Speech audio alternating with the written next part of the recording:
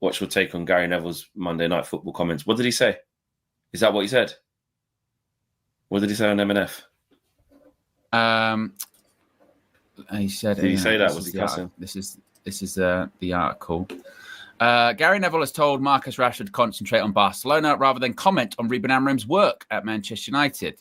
Rashford had some damning criticism for United, claiming they couldn't hide behind the excuse of being a club in transition. His words came up during a conversation on Sky Sports Monday Night Football as Gary Neville spoke about Amorim's situation. This season, I think, is the manager to watch is the United manager, Neville said.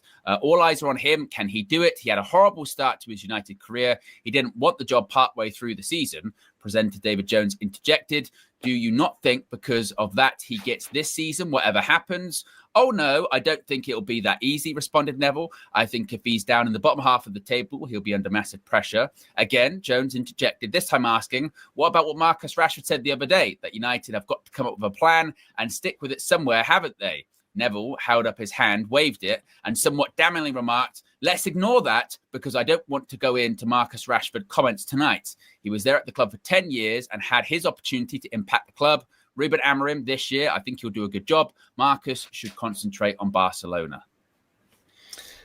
I mean, it's just right to reply and stuff, isn't it? Like, I think Gary Neville's always going to protect the club. He's always going to stick up for the club.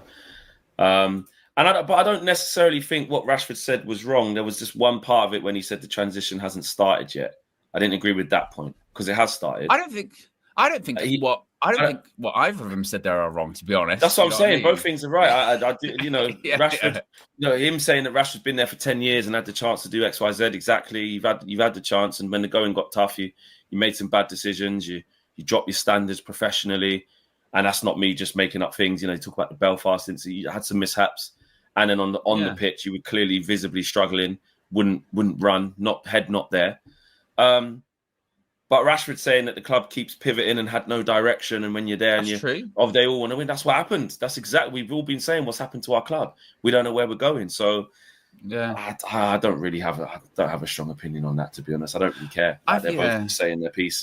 It's cool. Yeah, I think it's one of the ones. I think you're right. I think it's what Rashford's saying there about, at least stick to a plan. We've had so many different managers. Absolutely true. I mean, this is why last season, and even people didn't want Eric to be sacked, right? Because they were like, I can't handle another reset. I can't have another, starting the cycle all over again. I totally get that. So what he's saying is true.